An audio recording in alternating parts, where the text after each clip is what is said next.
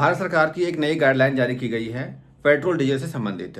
सरकार ने ये कहा है कि अभी तक हम जो पेट्रोल डीजल सेल कर रहे हैं पेट्रोल पंप के माध्यम से उसमें 10% की इथेनॉल है, लेकिन अब 1 अप्रैल 2026 से जो इथेनॉल की मात्रा होगी वो 20% होगी, यानी बढ़ जाएगी। आप समझ सकते हो कि इथेनॉल होता क्या है। शायद 99% लोगों को पता नहीं होती है कि इथेनॉल होती क्या है। इथेनॉल एक एग्रीकल्चर उत्पाद है जिसमें पेट्रोल में डीजल में मिलाया जाता है, जैसे गन्ने मिलाया जाता है, मक्का मिलाया जाता है, जट्रोफा मिलाया जाता है, कुछ ऐसे कृषि उत्पाद है।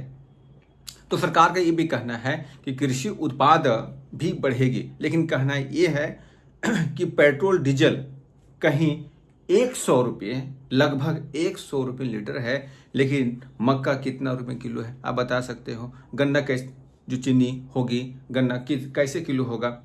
तो किसानों को फायदा यहाँ पे कम होगी, कंपनियों की फायदा यहाँ पे ज़्यादा से ज़्यादा होने वाली है। और सरकार ये भी कही है कि हाँ, मैं मानता हूँ देश में फ्यूल का क्राइसिस हुई है, कोरोना के जैसा हमें एक स्टैंड लिया है गवर्नमेंट ने, तो 20% यहाँ पे प्रोडक्शन बढ़ाने की बात कही गई है। तो इसमें किसानों का प्रॉफिट कम हो रही है, कंपनियों की ज़्यादा होगी। सरकार इसमें एक नियम तय करे कि जो एग्रीकल्चर प्रोडक्ट हम ले रहे हैं किसानों से उसके एक उचित मुआवजा प्राप्त हो, ताकि किसान ना रहकर वह एक इंटरप्रेन्योर, वह एक इंडस्ट्रियलिस्ट बन जाए, उद्योगपति बन जाए, तभी वास्तव में किसानों का कल्याण होगा। वरना इस देश में सिर्फ और सिर्फ बड़े बड़े कंपनियों का ही फायदा होगा, छोटे लोग की फायदा बस तुच्छ होगा और बड़े लोगों का फायदा बृहत होगा। तो सरकार की एक नई गाइडलाइन है जिससे आप लोग सभी को 1 अप्रैल से 20% इथेनॉल मिक्स करके